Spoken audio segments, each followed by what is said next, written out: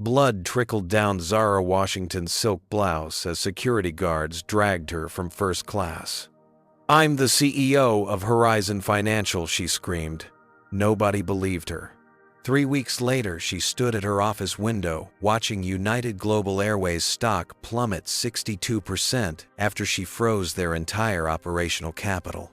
Before we dive into this incredible story of justice and accountability, where are you watching from today? Drop your location in the comments. Hit that like button and subscribe to hear more stories about powerful women who refuse to accept discrimination. Now let's see how one terrible flight changed the airline industry forever. Zara Washington checked her Patek Philippe watch as she settled into seat 3A on United Global Airways Flight 847. The Monday morning flight from Atlanta to San Francisco would get her to Silicon Valley just in time for her keynote address at the National Financial Technology Conference. At 39, Zara had transformed Horizon Financial from a struggling local bank into America's largest Black-owned financial institution, with assets exceeding $42 billion. The flight attendant, Heather Bailey, moved through the first-class cabin with pre-departure beverages stopping at every seat except Zara's. When Heather returned to the galley, Zara pressed her call button. No response. She pressed it again. 5 minutes later, Heather approached with visible annoyance. "Yes," she asked curtly without making eye contact. "I'd like a sparkling water, please," Zara requested politely. "We'll serve beverages once we're airborne," Heather replied immediately, turning toward the white male passenger across the aisle. "Can I get you another scotch, Mr. Montgomery?" Zara watched silently as Richard Montgomery, a middle-aged executive in an expensive but poorly fitted suit, accepted his third drink with a smug smile. She took a deep breath and returned to reviewing her presentation notes. The pattern continued after takeoff. Heather attentively served white passengers while repeatedly forgetting Zara's requests. When meal service began, Zara discovered her pre-ordered vegetarian option wasn't available. "I specifically requested a vegetarian meal when I booked this flight 3 weeks ago," Zara explained. Heather sighed dramatically. "We don't always have all the special meals. Maybe you should have brought your own food if you have special requirements." From across the aisle, Richard Montgomery snorted. "Some people just don't understand how things work," he said loudly. "First class has standards. Not everyone belongs here." Several passengers glanced uncomfortably between Montgomery and Zara, but no one spoke up. A young woman 3 rows back, Maya Peterson, quietly began recording the interaction on her phone. "I'm simply requesting the meal I ordered," Zara stated calmly, maintaining her professional demeanor despite the growing tension. Montgomery's voice grew louder. "Flight attendant, I find this passenger disruptive. My company spends millions with United Global. I shouldn't have to tolerate this kind of disturbance." Heather nodded sympathetically to Montgomery before turning to Zara. "Ma'am, I need you to lower your voice and stop causing problems."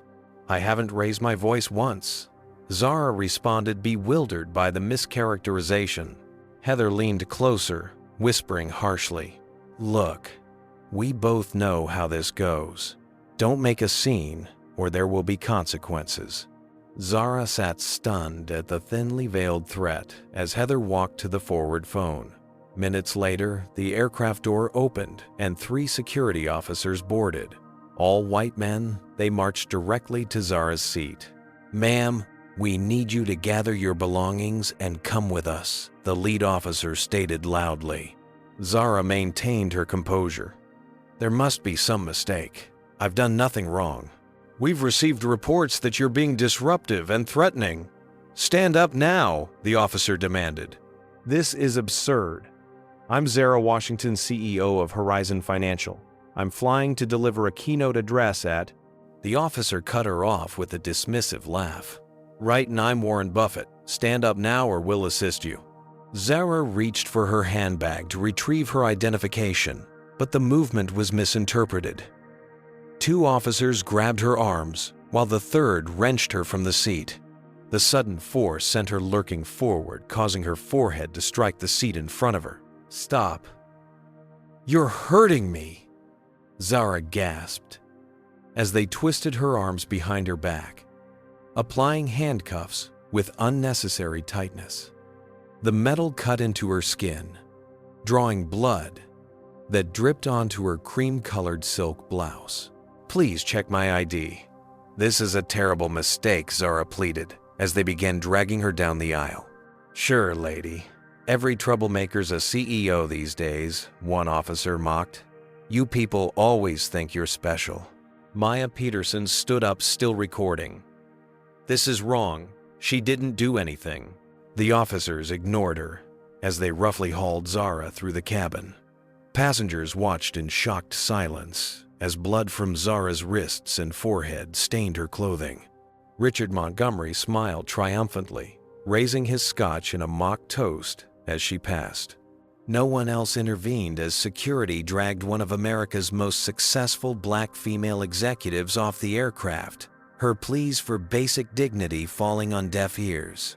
For 3 excruciating hours, Zara Washington sat handcuffed to a metal chair in a windowless security office at Hartsfield-Jackson Atlanta International Airport.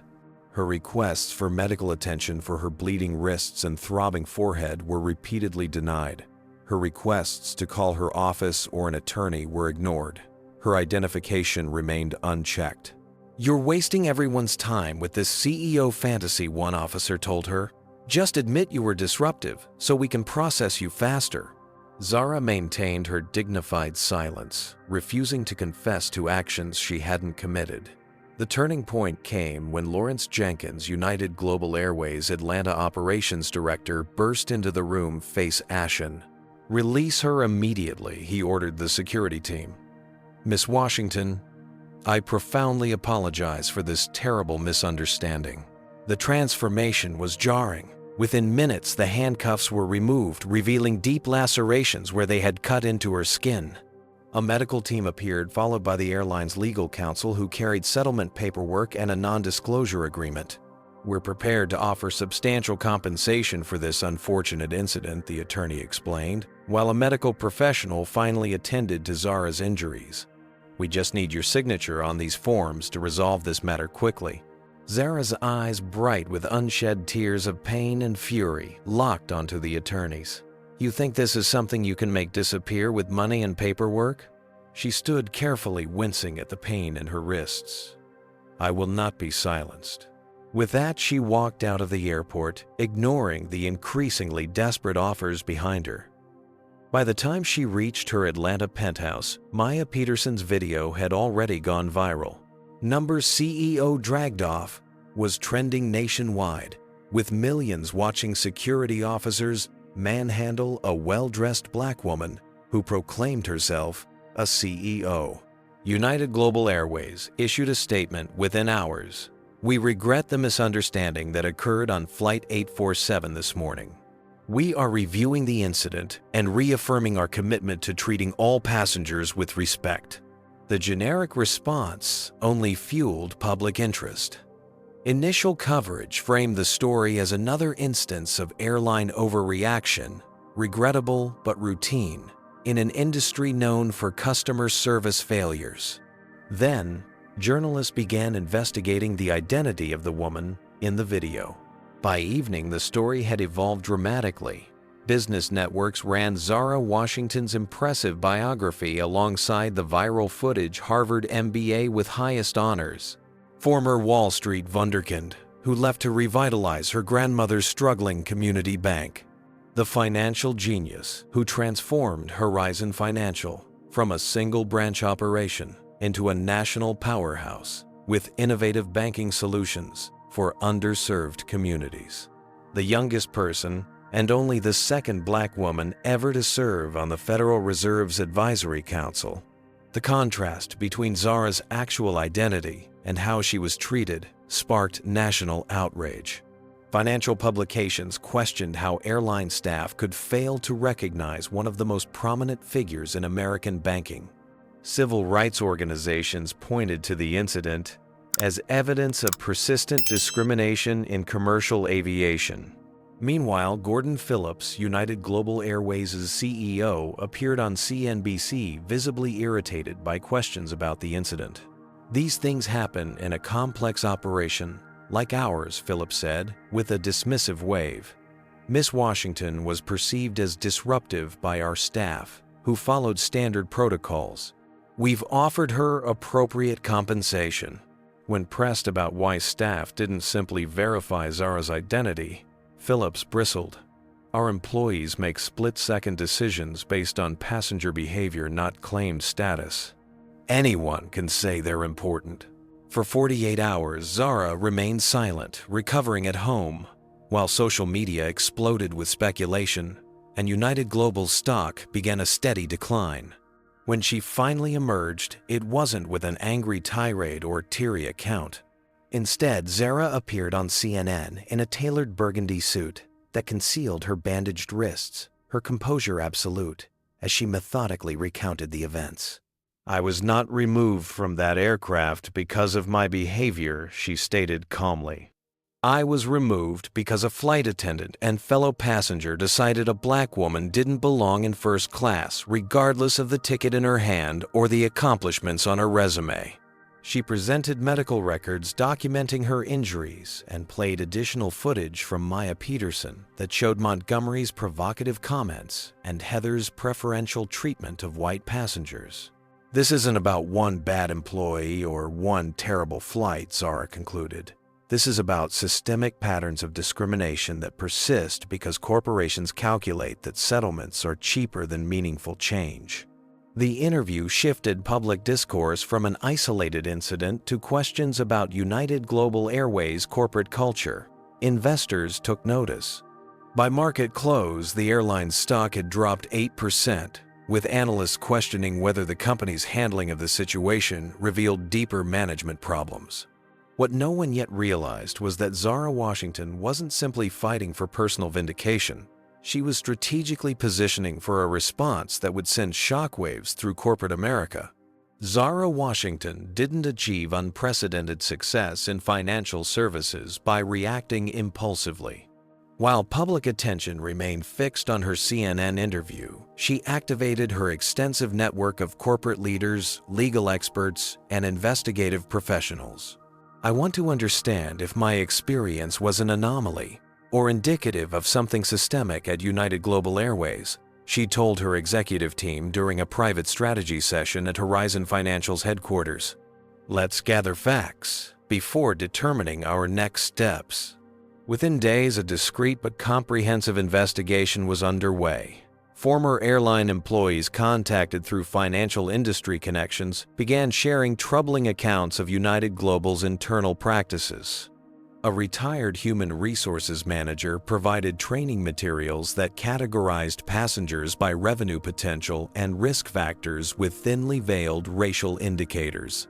3 former flight attendants described an unofficial watch list for passengers who don't match the premium class profile. Most damaging was the confidential database of passenger incidents obtained by Zara's investigative team. It revealed that black passengers were 4 times more likely to be removed from United Global flights than white passengers. Exhibiting identical behaviors with these removals concentrated among certain crew members who rarely faced disciplinary action. Meanwhile, financial journalist Terrence Mitchell had been researching the banking relationships between major airlines and financial institutions for an unrelated story when Zara's incident caught his attention. His investigation led to a startling discovery. Horizon Financial, through a complex series of banking arrangements, held management authority over approximately $7.1 billion of United Global Airways operating capital. "This is a fascinating intersection of corporate power," Mitchell noted in his Wall Street Journal article. "The airline that dragged Miss Washington from its aircraft depends on her company to manage the very funds that keep its planes in the air." The article sent tremors through the investment community, though. United Global's leadership remained dismissive. Gordon Phillips, speaking to board members in a leaked audio recording, insisted the banking relationship was routine and poses no material risk to our operations. For Zara, the unfolding investigation connected to painful personal history. During a rare moment of vulnerability, she shared with her senior leadership team how her grandmother Eliza Washington had been denied boarding on a flight in 1968, despite having a valid ticket. She was traveling to her brother's funeral, Zara recounted. The airline claimed they were overbooked, but she watched as white passengers were allowed to board after her. She missed saying goodbye to her only sibling.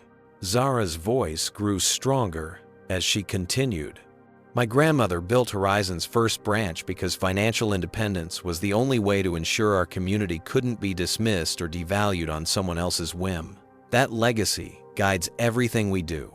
As public pressure mounted, a grassroots boycott of United Global Airways gained momentum. Civil rights organizations called for transparency in airline removal policies. Corporate clients began reconsidering their travel contracts.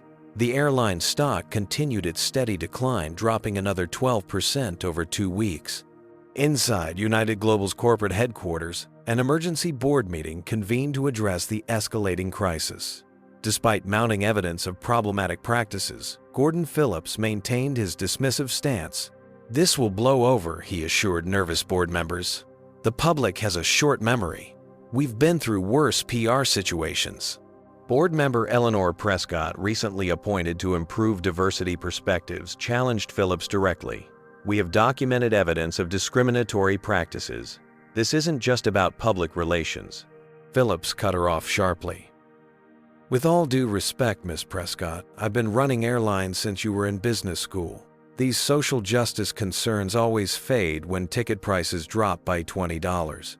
The meeting concluded with minimal changes to policy and a larger budget allocation for crisis management, a decision that would prove catastrophically short-sighted as Zara Washington prepared her response.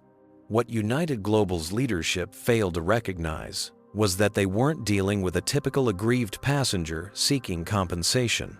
They had humiliated and injured a brilliant financial strategist who understood market forces better than they did, and who now had both the motivation and the means to demand accountability on an unprecedented scale.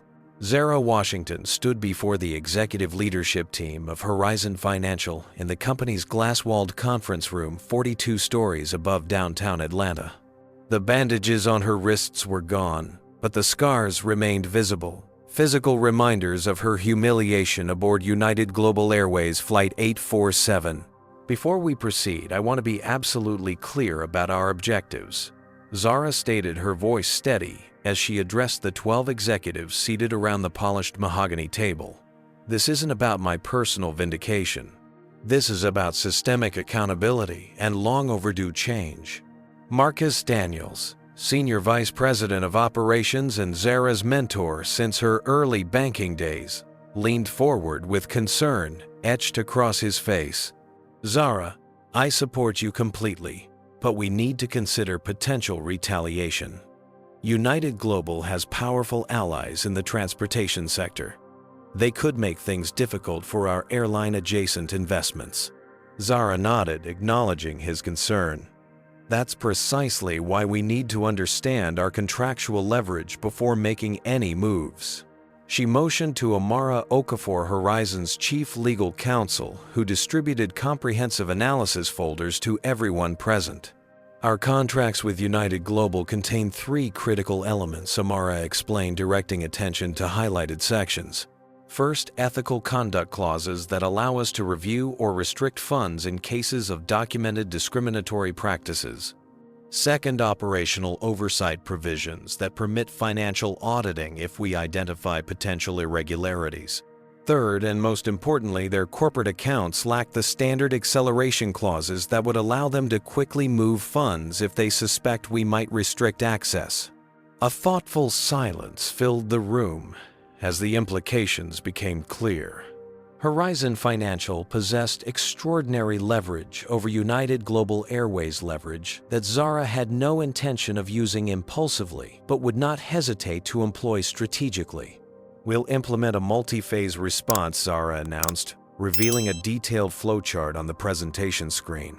Beginning with comprehensive documentation of discriminatory patterns, followed by formal notification of contract violations, leading to progressive financial accountability measures if necessary. Meanwhile, across town in United Global's headquarters, Gordon Phillips was orchestrating the airline's counteroffensive. The company had hired Thornton Crisis Management, a firm notorious for aggressive tactics against corporate critics. "We need to shift the narrative from discrimination to passenger conduct," Bradley Thornton instructed the assembled airline executives. "Miss Washington may be a respected CEO, but everyone has vulnerabilities. Our research team is already exploring angles." Within days, business publications began running stories, questioning Zara's temperament. Anonymous industry sources described her as demanding and difficult to please. Financial commentators suddenly found reasons to scrutinize Horizon's growth strategies. A carefully worded internal memo from United Global's communications department later leaked to the media, instructed staff to frame the incident as an entitled passenger who refused to comply with safety protocols, not a racial matter. Zara had anticipated this approach. During her years building Horizon Financial, she had weathered numerous attempts to undermine her credibility as a young black female executive in a field dominated by older white men. She had learned to document everything and build unimpeachable evidence. When the first negative stories appeared, Zara's team released statements from 5 additional passengers who had witnessed the incident, including 2 executives from Fortune 500 companies who had previously been silent out of concern for their corporate relationships with United Global. As public discourse intensified, Zara found herself reflecting on earlier battles she had fought in the financial world. She remembered the venture capital meeting, where investors had addressed questions about Horizon's business model exclusively to her male deputy, despite her role as founder and CEO. She recalled the bank regulator who had expressed surprise at her articulate presentation and the countless times she had been mistaken for administrative staff at industry conferences. Each of those moments had strengthened her resolve and refined her strategic thinking.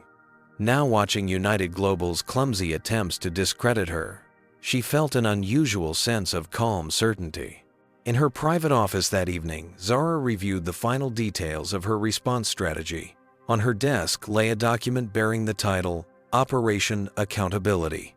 As she signed it, her television screen showed Gordon Phillips at a press conference, confidently telling reporters United Global Airways has a zero-tolerance policy for discrimination.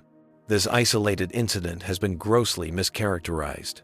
Zara switched off the television and placed the signed document in her safe. Tomorrow would mark the beginning of a corporate accountability campaign, unlike anything the airline industry had ever experienced. What do you think about Zara's approach so far? Would you have immediately gone public with your story or planned a strategic response like she did? Comment 1 if you believe in immediate public pressure, or 2 if you prefer Zara's calculated approach. Don't forget to hit that like button and subscribe to support more stories about powerful responses to discrimination. How far do you think Zara should go to hold United Global Airways accountable? The airline is about to learn a powerful lesson about underestimating the very people they discriminate against. The character assassination campaign against Zara Washington escalated with alarming speed. United Global Airways deployed its considerable resources to reframe the narrative, with CEO Gordon Phillips personally calling major media outlets to offer exclusive background on what the airline claimed was passenger misconduct edited out of the viral video. Paid television analysts suddenly questioned Zara's professional judgment. If she reacts this strongly to routine airline service issues, how does she handle the pressures of running a major financial institution? Asked one commentator on a business network without disclosing his consulting relationship with United Global's parent company. Another pundit suggested Zara had orchestrated the confrontation for publicity ahead of Horizon Financial's upcoming expansion announcements. Social media platforms were flooded with suspiciously similar comments, questioning why a real CEO would fly commercial instead of using a private jet. Wall Street initially responded to the controversy with a predictable dip in United Global's stock price. But by the 2-week mark, market analysts began publishing reassuring assessments. Consumer outrage rarely impacts long-term airline profitability, wrote prominent analyst Jennifer Carson. History shows passengers consistently prioritize ticket prices and schedule convenience over corporate ethics concerns. Gordon Phillips reinforced this narrative during a private dinner with major institutional investors at Manhattan's exclusive Riverside Club. Over $2,000 bottles of Bordeaux. Phillips assured nervous shareholders that the controversy would soon fade. "The American public has the attention span of a goldfish," Phillips told the assembled financial elite, unaware that his remarks would later leak to the press. "By next quarter, they'll be outraged about something else and booking our flights like nothing happened." While Phillips cultivated investor confidence, Zara faced escalating personal threats. Security at Horizon Financial's headquarters was doubled after multiple threatening messages were delivered. Zara's home address was published on extremist message boards, forcing her to temporarily relocate for safety. The situation took another troubling turn when Maya Peterson, the passenger who had recorded the viral video of Zara's removal, was abruptly terminated from her position at Tech Forward Solutions, a company that provided software services to United Global's reservation system. "They claim my position was eliminated in a restructuring," Maya told reporters. "But I was the only person in my department affected, and they posted a job listing for my exact role the next day with a slightly different title." When journalists uncovered Tech Forward's $18 million annual contract with United Global, public outrage reignited. Number boycott United Global began trending again with renewed vigor. Zara responded by offering Maya an executive position leading Horizon Financial's new customer advocacy division, a move that generated positive press and demonstrated Zara's commitment to supporting those who stood against injustice, even at personal cost. Behind closed doors, however, Zara and her team were focused on a much more consequential discovery. Horizon's financial analysts had identified critical vulnerabilities in United Global's financial structure during their comprehensive review of the airline's accounts. 86% of their operating capital flows through just 3 major banking partners, with Horizon controlling the largest portion, explained Horizon's Chief Financial Officer Dominic Rivera during a secure briefing. More importantly, their cash flow management has significant irregularities that may indicate broader compliance issues. Zara's legal team worked around the clock to confirm that contract violations would legally justify the financial measures they were contemplating. Every detail needed to be meticulously documented and unassailable from a regulatory perspective. "We can't give them any grounds to claim we acted improperly," Zara insisted during a strategy session. "Everything must be by the book, following every banking regulation to the letter." As preparation continued, United Global's board began showing signs of unease despite Phillips' confident assurances.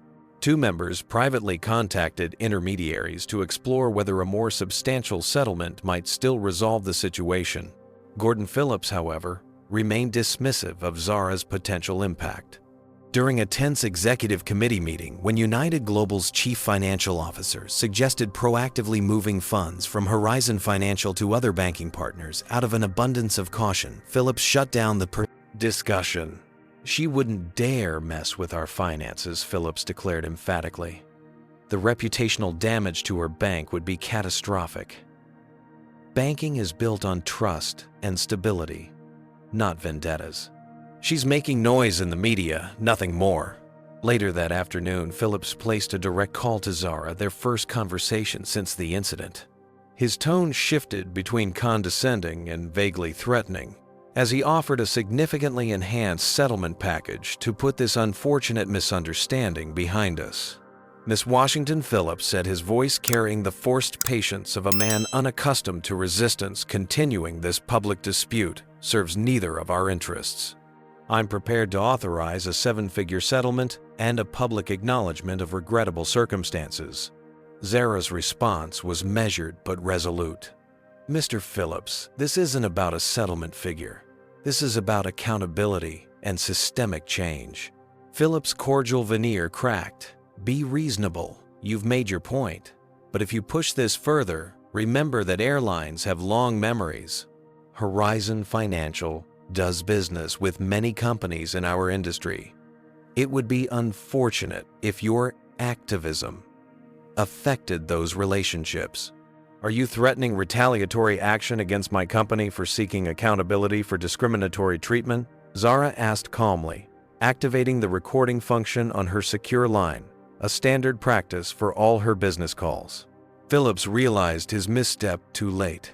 I'm simply pointing out business realities, he backtracked. We all benefit from maintaining productive professional relationships. After the call ended, Zara shared the recording with her board and legal team. The thinly veiled threat removed any remaining hesitation about the course of action they had mapped out. That night, as Zara reviewed final preparations for Horizon's unprecedented move, she found herself reflecting on her childhood, watching her grandmother work tirelessly to build a community bank from nothing.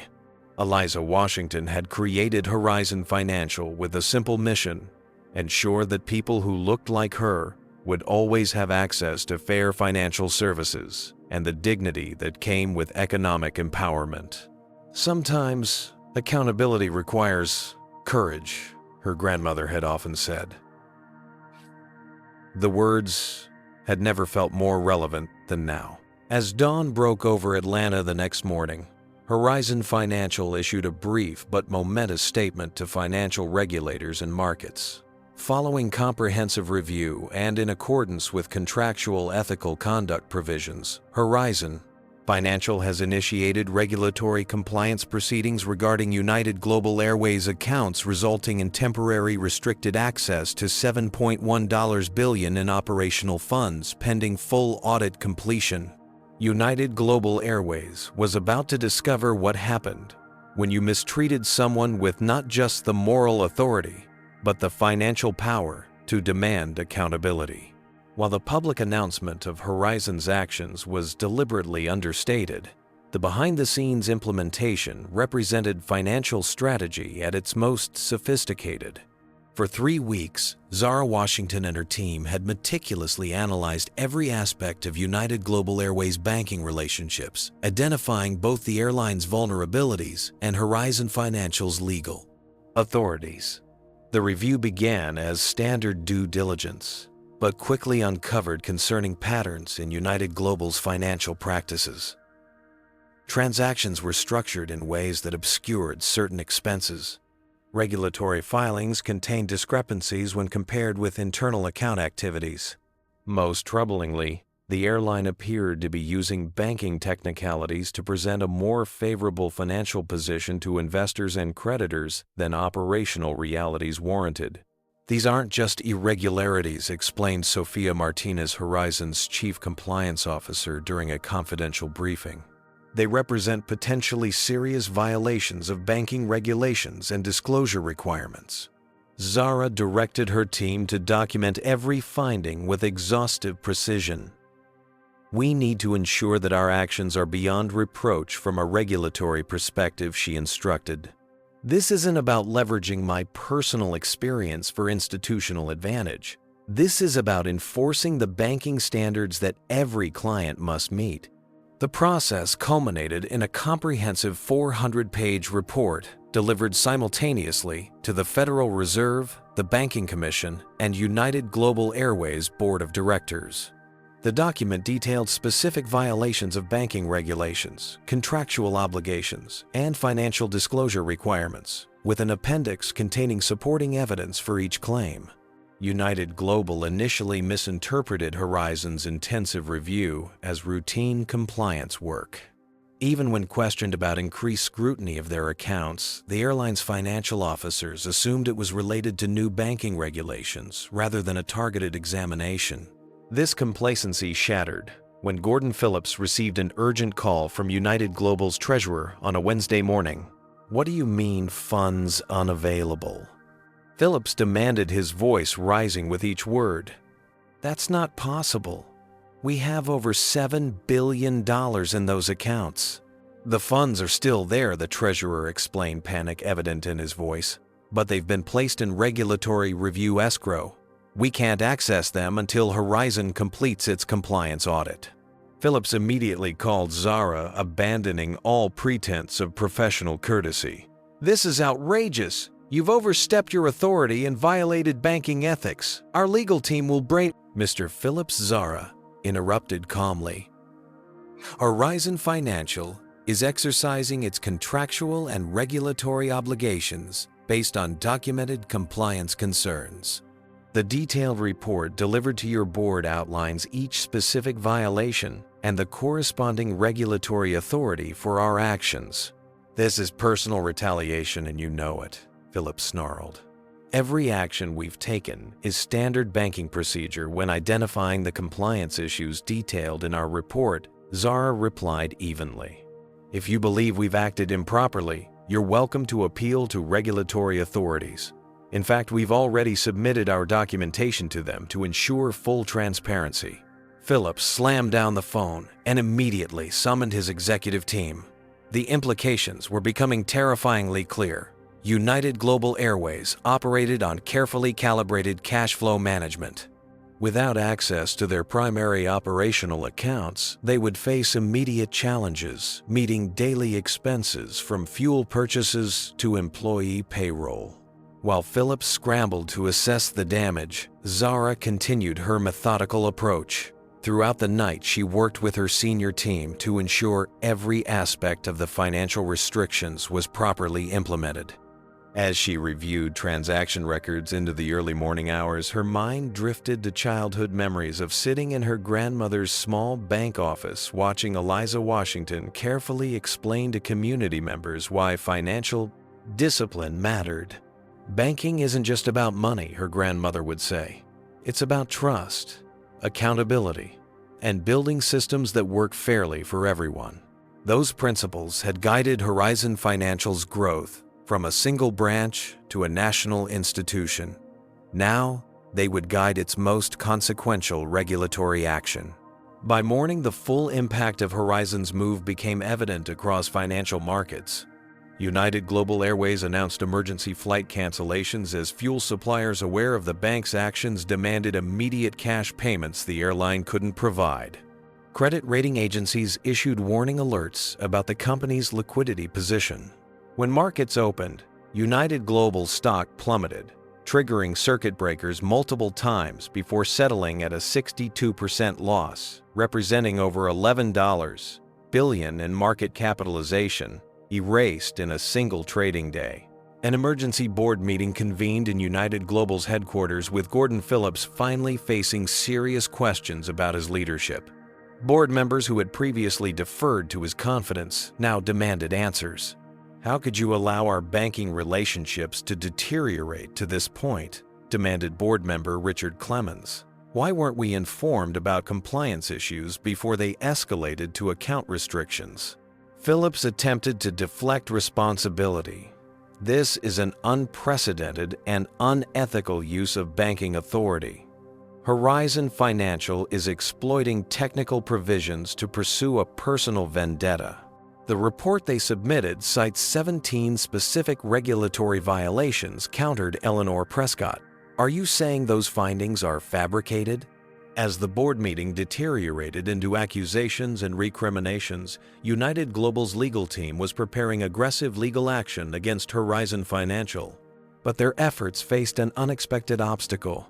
The documentation Horizon had submitted to regulators was so thorough and the violations so clearly substantiated that initial judicial review indicated limited grounds for emergency injunctive relief.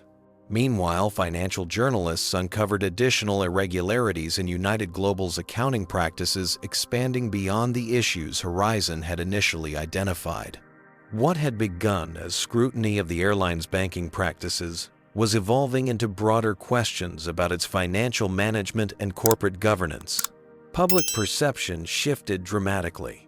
Business publications that had initially questioned Zara's motives now portrayed her as a corporate watchdog whose personal experience had exposed systemic problems.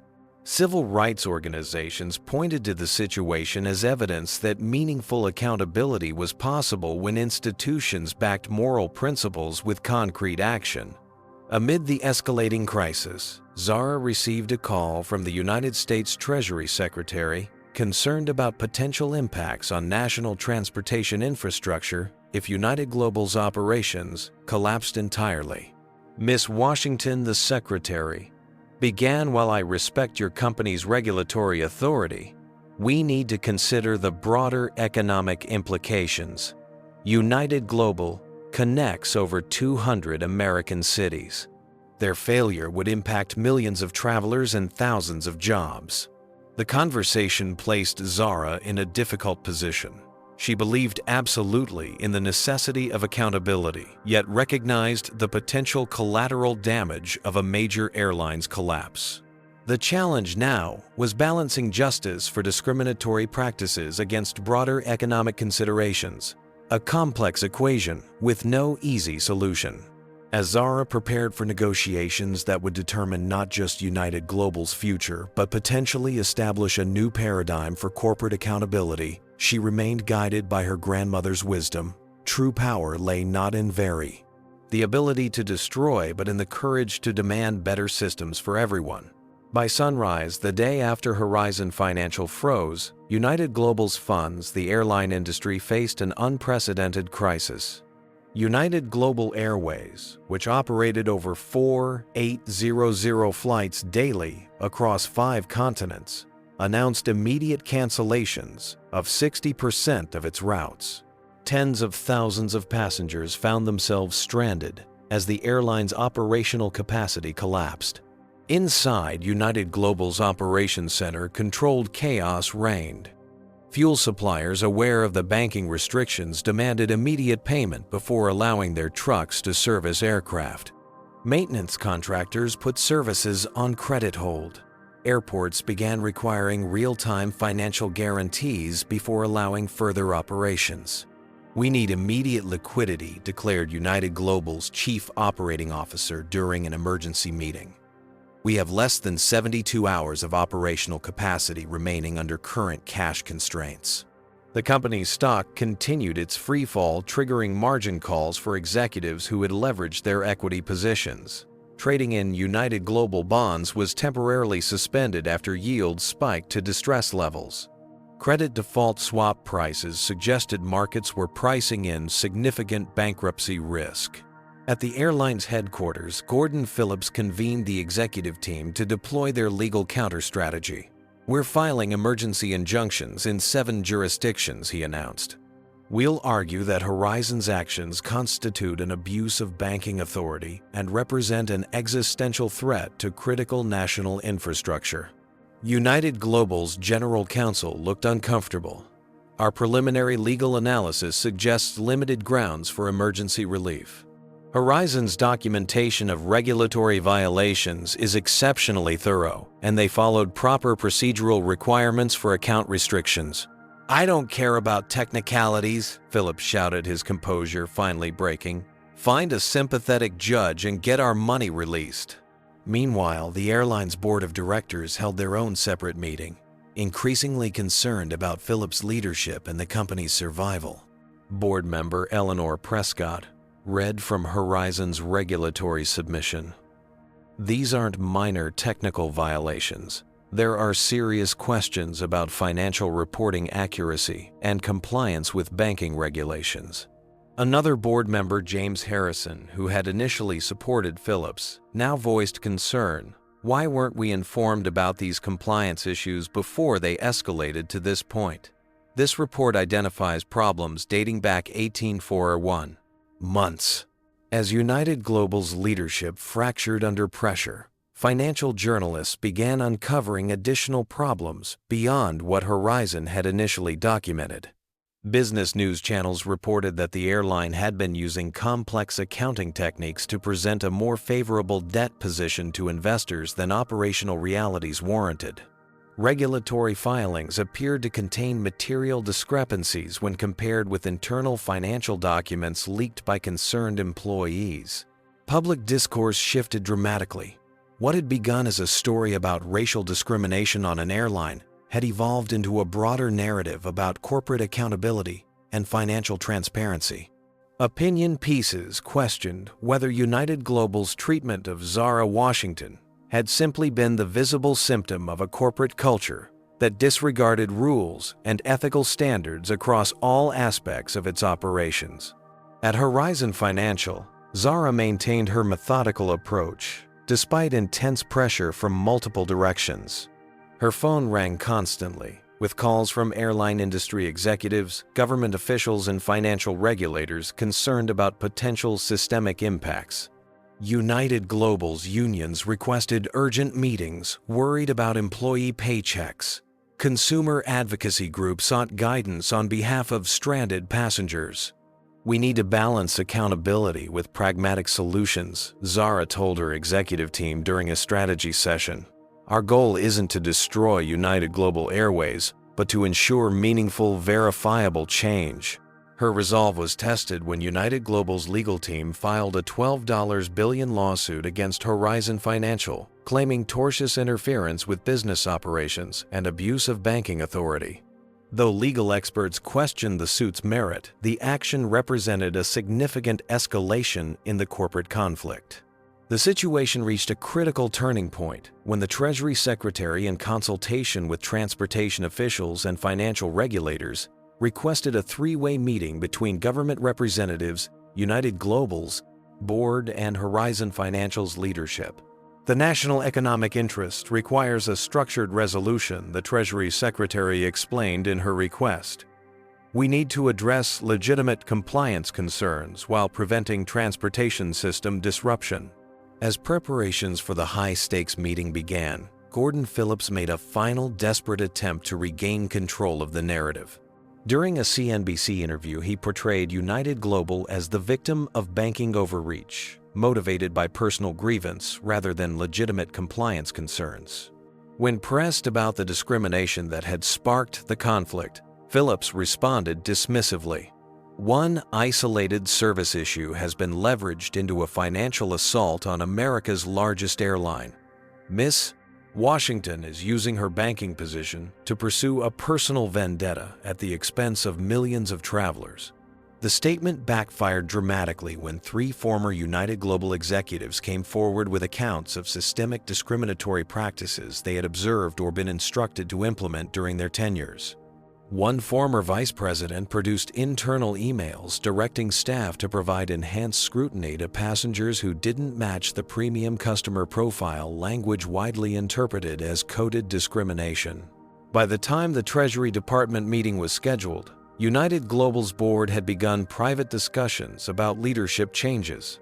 Phillips remained publicly defiant, but his position had been critically weakened by the company's financial vulnerability and emerging evidence of broader corporate governance failures.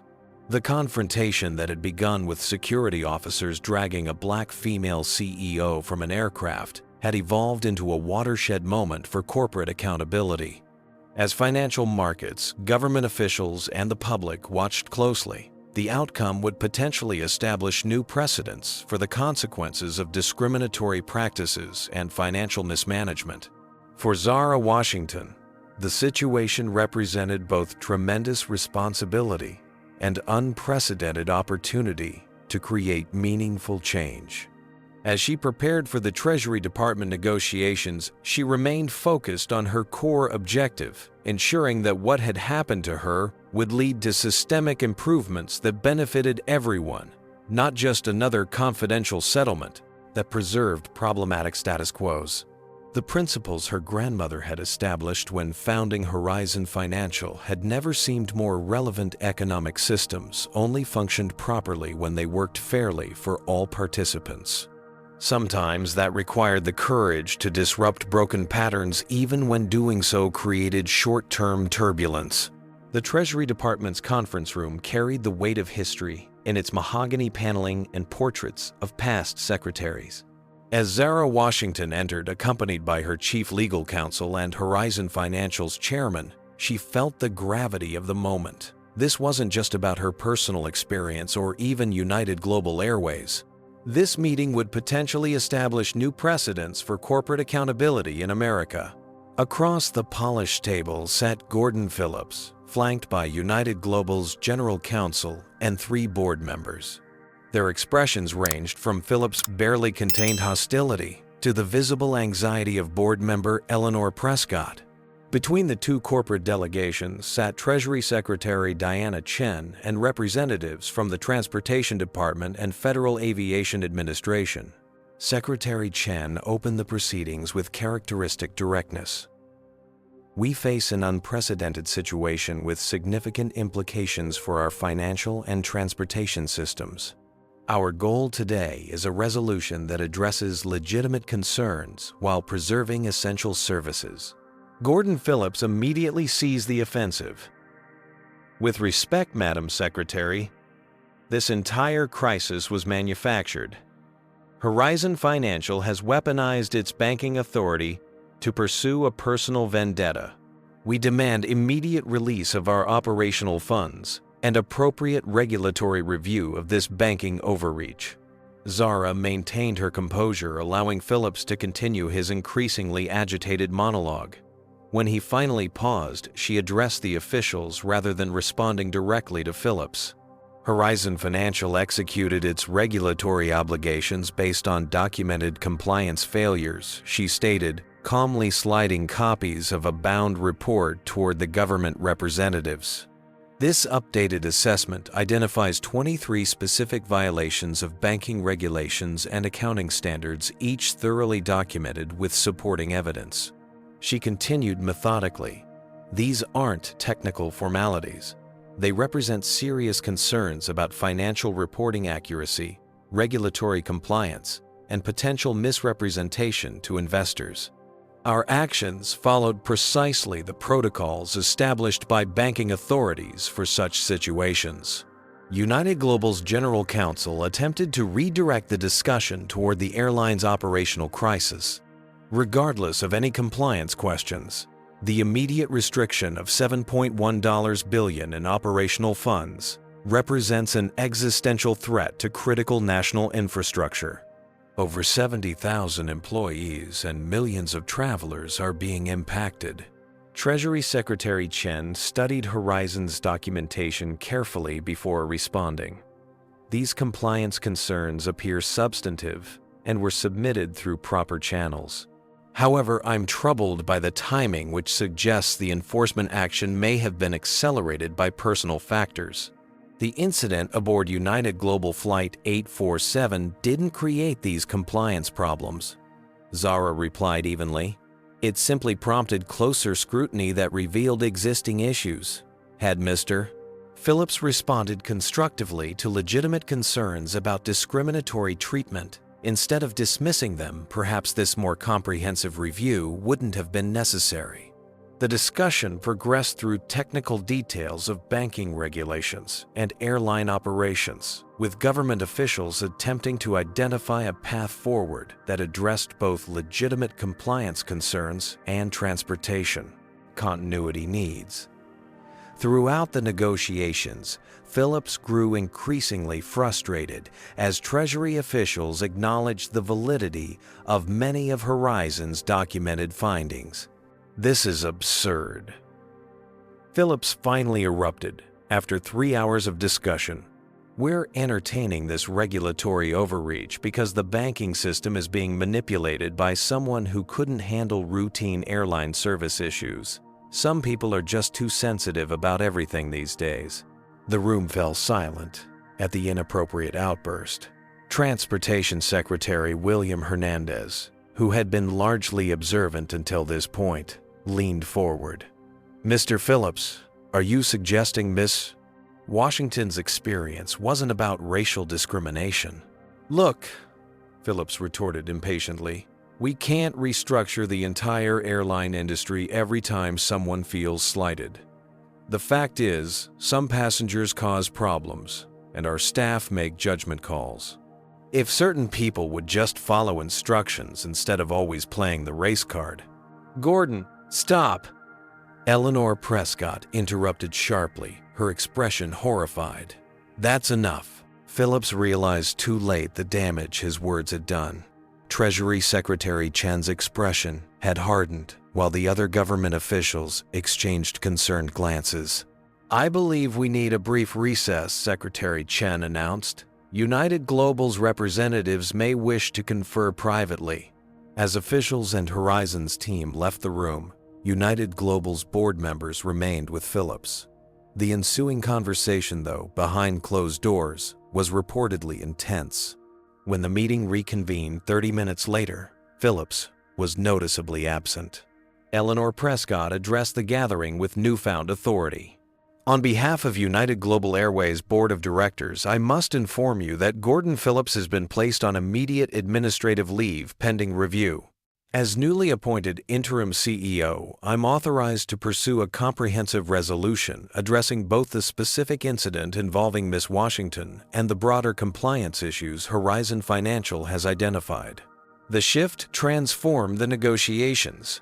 Over the next 4 hours, with Phillips removed from the equation, the discussions evolved from adversarial positioning to constructive problem solving."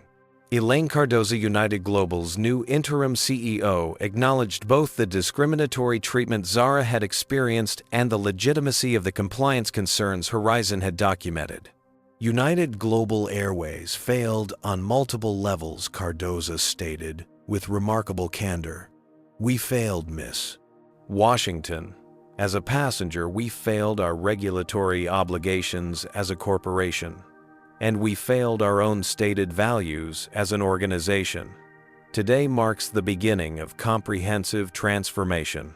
The resulting agreement was unprecedented in its scope and specificity. United Global would establish an independent ethics review board with significant external representation, including a seat for Zara Washington during a 3-year transitional period. The airline would implement comprehensive anti-discrimination training for all customer-facing staff with transparent metrics and third-party evaluation of effectiveness. United Global would create an executive-level diversity officer position reporting directly to the CEO with authority to implement structural changes. The company would provide financial compensation to Zara Washington for the discriminatory treatment she had experienced, with the amount remaining confidential at her request. Most significantly, Horizon Financial would maintain compliance, oversight of United Global's accounts, but gradually release operational funds as the airline implemented verified reforms and addressed documented regulatory violations. As the meeting concluded, Treasury Secretary Chen addressed Zara directly. "Your response to personal mistreatment has catalyzed meaningful corporate accountability. That's remarkably rare and important." Zara's reply reflected both her professional focus and personal values. Financial systems and transportation systems only function properly when they operate fairly for everyone. Sometimes achieving that requires uncomfortable disruption. As she left the Treasury Department that evening, Zara knew that the framework established would potentially influence corporate behavior far beyond a single airline. When institutions faced genuine consequences for discriminatory practices and financial mismanagement, the incentives for meaningful change became compelling. Most importantly, United Global Airways, and by extension corporate America, had received a powerful lesson. Underestimating someone because of their race or gender didn't just reflect moral failure. In a world where financial power and information moved with unprecedented speed, it could also represent catastrophic strategic misjudgment. 6 months after the historic Treasury Department negotiations, Zara Washington stood at the window of her corner office, in Horizon Financial's headquarters, watching a United Global Airways plane climb into the Atlanta sky. The airline's aircraft no longer triggered the visceral reaction she had experienced during the initial weeks after her traumatic removal from Flight 847. United Global Airways had undergone a remarkable transformation under Elaine Cardoza's leadership. The interim CEO appointment had become permanent after the board witnessed her effectiveness in implementing comprehensive reforms. Gordon Phillips had officially retired 2 weeks after being placed on administrative leave, though financial publications noted his departure package was significantly smaller than standard executive severance arrangements. The changes at United Global extended far beyond leadership. The airline had implemented what industry analysts now referred to as the Washington Standards, a comprehensive framework for anti-discrimination policies, employee training, and corporate accountability that exceeded anything previously seen in commercial aviation. Every customer-facing employee underwent intensive training designed by diversity experts in collaboration with civil rights organizations. Flight crews received specific instruction on recognizing and addressing unconscious bias. Most significantly, the company established transparent reporting systems that track discrimination complaints and resolution outcomes with results publicly available on the airline's website. They've created the new gold standard for the industry, noted Aviation Weekly in a feature article. What began as a crisis has evolved into a blueprint for transformation. The financial relationship between United Global and Horizon had normalized as the airline fulfilled its compliance obligations. The $7.1 billion in operating capital had been progressively released as United Global addressed the regulatory violations Horizon had identified. The process had revealed additional financial reporting issues that, once corrected, actually improved the airline's long-term stability. Zara had used her personal settlement. The amount remained confidential at her insistence to establish the Washington Transportation Equity Foundation, which provided support and seed funding for minority entrepreneurs developing innovations in transportation services and technology. Maya Peterson, the passenger who had recorded the viral video of Zara's removal, now directed Horizon Financial's Corporate Responsibility Division, implementing accountability frameworks for the bank's corporate clients. Her department had become a model for the financial industry, demonstrating how banks could incorporate ethical standards into their business relationships without sacrificing profitability. "What happened to you transformed an entire industry," Maya told Zara during their weekly strategy meeting. Airlines across the country are preemptively implementing similar reforms. Indeed, major carriers had recognized the business advantages of United Global's new approach. After initial skepticism, airline executives had been surprised to discover that comprehensive anti-discrimination policies and transparent accountability systems actually improved customer satisfaction and employee retention. United Global's stock had recovered most of its losses as investors recognized the company's strengthened corporate governance and ethical positioning. The most meaningful moment for Zara came 3 months after the negotiations, when she arranged for her grandmother, now 87 years old, to fly first class on United Global from Atlanta to Chicago for a family wedding. Zara Washington had been skeptical, remembering her own painful experience with airline discrimination decades earlier. But she had agreed after Zara explained the structural changes the company had implemented. Zara had watched from the terminal as the United Global crew treated her grandmother with impeccable respect and attention. The flight attendant, a young black woman named Jasmine, who had been hired during the airline's post-crisis recruitment expansion, had personally ensured Eliza's comfort throughout the journey. "That girl told me about the new training they get," Eliza had reported afterward. She said, "Everyone at the company knows the Zara Washington story. It's part of their orientation now, how one woman's courage changed everything." Now, as Zara prepared for a board meeting, her assistant informed her that her flight to New York had been confirmed on United Global Airways. Though other carriers had actively sought her business after the incident, Zara had made a point of occasionally flying United Global to personally observe their transformation. That evening, as she settled into Seat 3A, the same position she had occupied on the fateful Flight 847, Zara noticed subtle but significant differences in the crew's interactions with all passengers. The standardized greeting protocols had been replaced with more personalized service. The flight attendants moved through the cabin with attentive awareness of everyone, regardless of appearance or perceived status. As the aircraft prepared for takeoff, the captain's voice came over the intercom with an unexpected announcement. "Ladies and gentlemen, this is Captain Michael Anderson. It's my privilege to welcome you aboard, and I want to take a moment to acknowledge a special passenger with us today. Miss Zara Washington, CEO of Horizon Financial, is traveling with us in first class. Many of you may know that Miss Washington's courage and determination led to transformative changes in our company and industry. The improvements you experience in our service today reflect her influence and advocacy for equal treatment for all passengers." A spontaneous round of applause spread through the cabin. Zara, typically comfortable with public recognition, felt unexpected emotion at this acknowledgement of her impact. It wasn't about personal vindication, but about the tangible changes that had resulted from her refusal to accept discriminatory treatment as inevitable or unchangeable. As the aircraft lifted into the evening sky, Zara reflected on the journey that had begun with blood on her silk blouse and security officers dismissing her identity. She thought about her grandmother building Horizon Financial's first branch because financial independence was the only way to ensure dignity in a world that often denied it. She considered how institutions could transform when accountability became unavoidable rather than optional. Most importantly, she recognized that the power to challenge broken systems came not just from moral authority, but from strategic leverage and uncompromising persistence. The blood on her blouse that day had seeded a revolution in corporate America that no one saw coming.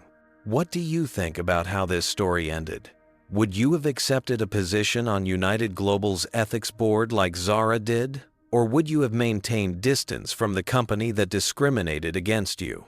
Leave a comment below, sharing your thoughts on accountability versus forgiveness in situations like this.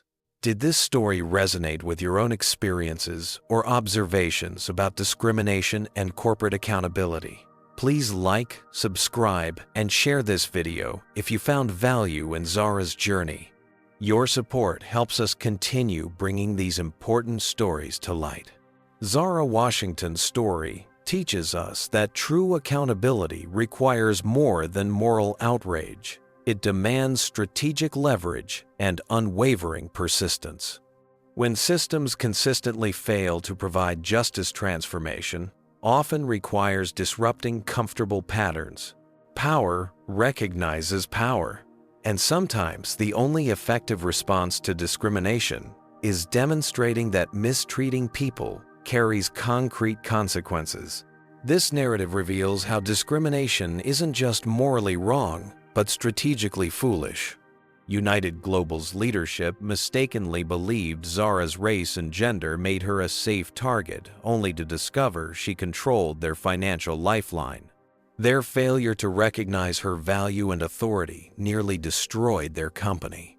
Most importantly, this story reminds us that meaningful change rarely comes from working within broken systems.